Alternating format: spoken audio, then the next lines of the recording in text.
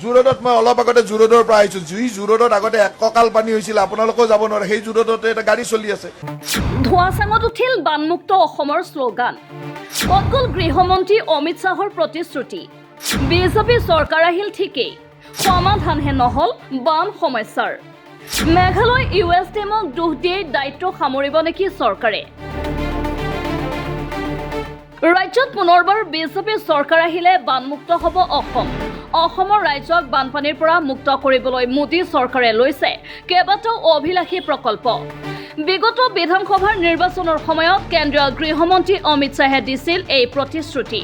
पूरे आसाम की जनता को आश्वस्त करने आया हूं कि एक 5 साल हमें और दे दीजिए। आसाम को बाढ़ मुक्त बनाने का काम भारतीय जनता पार्टी की सरकार। অসমত অনুষ্ঠিত প্ৰতিখন নিৰ্বাচনী সভাতে বিজেপিৰ শ্লোগান আছিল বানমুক্ত অসমৰ, কিন্তু সেয়া এতিয়া সকলো ধোঁৱাচাঙত। অসমৰ ৰাইজে বিজেপিক ভোট দি পুনৰবাৰ চৰকাৰ গঠনৰ সুযোগ দিলে যদিও চৰকাৰে পালন নকৰিলে এটা প্ৰতিশ্ৰুতি। এই মুহূৰ্তত আকৌ এবাৰ শুনক কেন্দ্ৰীয় গৃহমন্ত্ৰী অমিত শ্বাহে নিৰ্বাচনী সভাত দিয়া সেই প্ৰতিশ্ৰুতি। मैं आपको कहना चाहता हूं, मोदी जी ने सैटेलाइट से पूरा सर्वे कर बाढ़ के पानी को बड़े बड़े सरोवर और तालाब में ट्रांसफर कर यहां सिंचाई की व्यवस्था कर यहां पर्यटन लाकर आसाम को बाढ़ मुक्त बनाने का एक प्रोग्राम खड़ा किया है, एक प्रोग्राम बना। और मैं आज आपको वादा करके जाता हूं, फिर से एक बार भाजपा की सरकार बनाइए, 5 साल के अंदर हम आसाम को पूर्ण रूप से बाढ़ मुक्त बनाने का काम भारतीय जनता पार्टी करेंगी। कि हमने आसाम को आतंकवाद मुक्त बनाया, आंदोलन मुक्त बनाया, भ्रष्टाचार मुक्त बनाया, घुसपैठिया मुक्त बनाया, मगर अगले 5 साल में हम आसाम को बाढ़ मुक्त बनाने का काम भी ये भारतीय जनता पार्टी करेगी। ये मजूली जैसे क्षेत्रों में कभी भी कटाव नहीं आएगा। मोदी जी ये बाढ़ का सारा पानी बड़े बड़े तालाब और सरोवर में डालकर आपकी सिंचाई भी करेंगे, आपको बाढ़ से भी बचाएंगे। এয়া আছিল গৃহমন্ত্ৰীৰ প্ৰতিশ্ৰুতি। অকল এয়াই নহয়, ৰাজ্য চৰকাৰেও অসমৰ ৰাইজক দিছিল বহু প্ৰতিশ্ৰুতি। বিগত পৌৰ নিগমৰ নিৰ্বাচনত বিজেপিৰ অন্যতম প্ৰতিশ্ৰুতি আছিল গুৱাহাটীক কৃত্ৰিম বানৰ পৰা মুক্ত কৰা। ডাঙৰ ডাঙৰ পুখুৰী খান্দি শিল খাপক অত্যাধুনিক হ্ৰদলৈ ৰূপান্তৰিত কৰি কৃত্ৰিম বানৰ পৰা মহানগৰবাসীক উদ্ধাৰ কৰাৰ প্ৰতিশ্ৰুতি দিয়া চৰকাৰখনে এতিয়া সকলো দুখ জাপি দিছে মেঘালয়ৰ ওপৰত।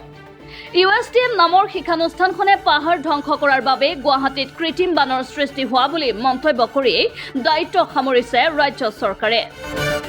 মন্ত্ৰী অশোক সিংহলে পানীৰ কলা বগা ৰঙৰ আৱিষ্কাৰ কৰাৰ পিছত এবাৰ মন্ত্ৰী জয়ন্ত মল্ল বৰুৱায়ো আভুৱা ভৰিছে মহানগৰবাসীক।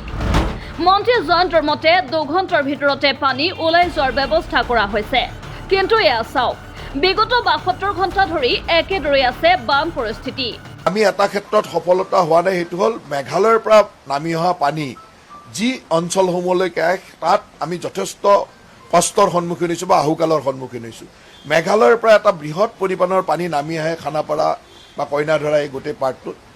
আজিৰ তাৰিখত যিসকলে বিজ্ঞানসন্মত নহয় বুলি কৈছে তেওঁলোকে এবাৰ গৈ AGP অফিচৰ বেকছাইডটো চাই আহক, বিবৰুৱা ৰোডটো চাই আহক, তেওঁলোকে গৈ এবাৰ আমাৰ RG বৰুৱা ৰোডটো চাই আহক, জুৰোডত মই অলপ আগতে জুৰোডৰ পৰা আহিছোঁ। জুৰোডত আগতে এক কঁকাল পানী হৈছিল, আপোনালোকেও যাব নোৱাৰে। সেই জুৰোডতে এটা গাড়ী চলি আছে। GS ৰোডত আগতে য'তে একাঠু পানী হৈছিলে গাড়ী চলিব নোৱাৰে, এটা সুন্দৰ গাড়ী, গোটেই 2 দিন ধৰি বৰষুণ দিছে, তাততো গাড়ী চলি আছে। সেই কথাটো, গতিকে বিজ্ঞানসন্মত নহ'লেতো পানীটো নকমিলেহেঁতেন।